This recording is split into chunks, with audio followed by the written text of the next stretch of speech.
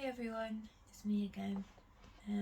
I just wanted to do another update, and I know it's been a little while since I did a video. A lot's gone on since my last video. If any of you are following my Instagram page, you'll know that I had my eye stitched 2 weeks ago. They made that decision because unfortunately the paralysis in my face was causing the paralysis of the eye, and it wouldn't blink or close or produce tears. So they made the decision that it would be best to stitch it shut and then use drops to try and keep it wet, really. That was 2 weeks ago, and on Monday I had the stitch removed.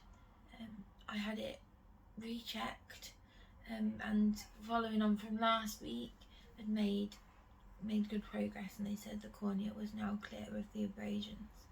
This was really good news for all of us. So they took the stitch out, and I now have my eye back, which is really good. Unfortunately, it has come with problems, and we didn't really think would happen. My eye still doesn't blink properly. It comes about a third of the way down, which is better than it was. It doesn't close all the way, but it is starting to at night to come down. So we're just applying, and we've been told to by the doctors, a lot of gels and drops every 2 hours to try and keep the eye moist, because otherwise we're kind of treading on ice, really. If I have any more abrasions, then that can lead to ulceration, and then ulceration leads to, unfortunately, sight loss. So every 2 hours we're applying the gels and the drops in the hope that we can protect my eye. The other complication that my eye's brought now is the fact that since it opened up, I've now got my vertigo back. I've been told by the doctor that this is basically that the brain can't connect the two eyes working together. It's sending the wrong signals. So when I've got both my eyes open, I'm just spinning around in circles again, and therefore this has caused massive mobility issues. I now cannot walk with 2 eyes open without pretty much falling over. I've lost the balance completely. So in terms of physio, I've been told to keep the eye covered for the 24-hour period and see if I can re-stabilise with the one eye, and then hopefully I'll be able to mobilise without the use of this eye for now. It was massively upsetting because I hadn't told any of you, but I was meant to go home today, and unfortunately that's not been able to happen because of the vertigo, and my mobility is not safe at the moment.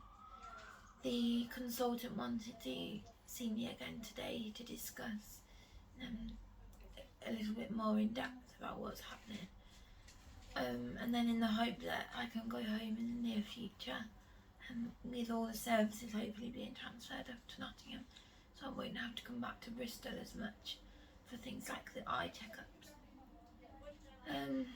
I think really that's it in terms of an update. I'm hanging on in there. I'd like to thank everyone for their messages of support. I've had so many cards and gifts, and I'm really grateful for every single one of them.